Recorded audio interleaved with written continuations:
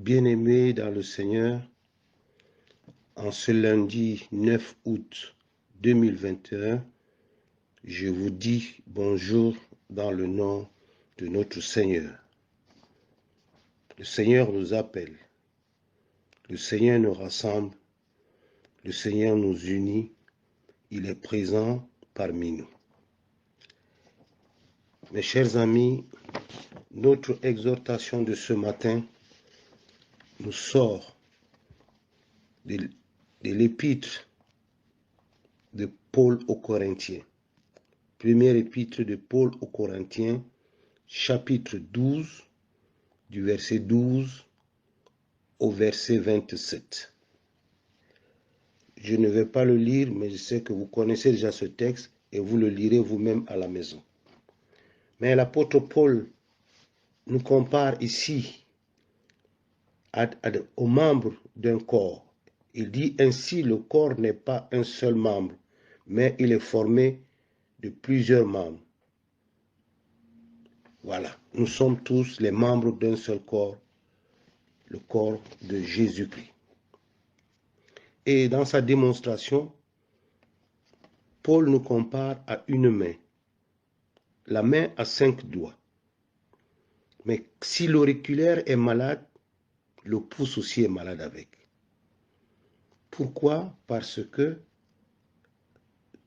le corps étant uni, les membres aussi doivent être unis. Si le pouce a des problèmes, l'auriculaire aussi doit avoir le problème. Si un membre souffre, les autres membres souffrent aussi.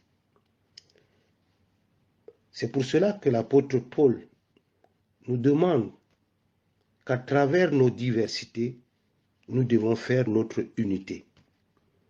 Et de nos diversités sont notre chance, à condition d'en faire les instruments d'unité.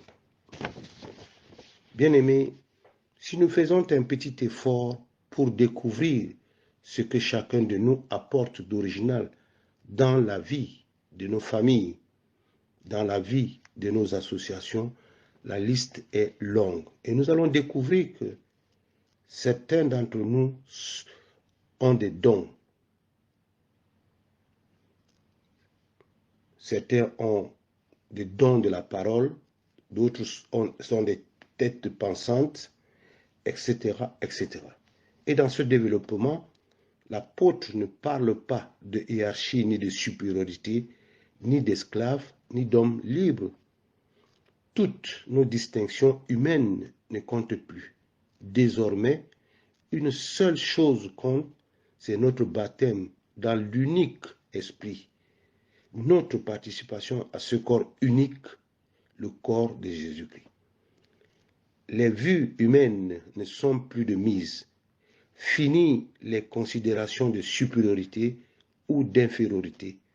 Les vues de Dieu sont tout autres. Ce qui compte, c'est d'être un membre, quel qu'il soit, de l'unique corps du Christ. Aussi, le respect des diversités, le respect de la dignité de chacun de nous doit nous contraindre à nous aimer les uns les autres et être unis dans ce seul corps qui est le corps du Christ. Et pour terminer mes propos, bien-aimés, je vous invite encore de lire à 1 Corinthiens chapitre 15 verset 58 où il est écrit: ainsi, mes frères, mes bien-aimés, soyez fermes, inébranlables, travaillant de mieux en mieux à l'œuvre du Seigneur, sachant que notre travail ne sera pas vain dans le Seigneur. C'est pour cela que j'ai choisi ce texte ce matin où le Seigneur nous invite à aller de l'avant et non de rester là à nous contempler les uns des autres, mais sachant une chose, c'est que nous sommes tous les membres d'un corps, le corps du Christ, d'un zèle, sans nonchalance, d'un esprit fervent, servant le Seigneur. Amen. Je vous invite à la prière. Éternel, notre Dieu, notre Père, Père Croix Saint, à l'aube de ce lundi 9 août, nous venons une fois de plus au-devant de toi pour te dire merci et de rendre grâce pour ta présence au milieu de nous et pour ta présence où tu as veillé sur nous toute la nuit. Nous venons une fois de plus ce matin t'adorer, te glorifier, t'élever et te dire combien tu es magnifique.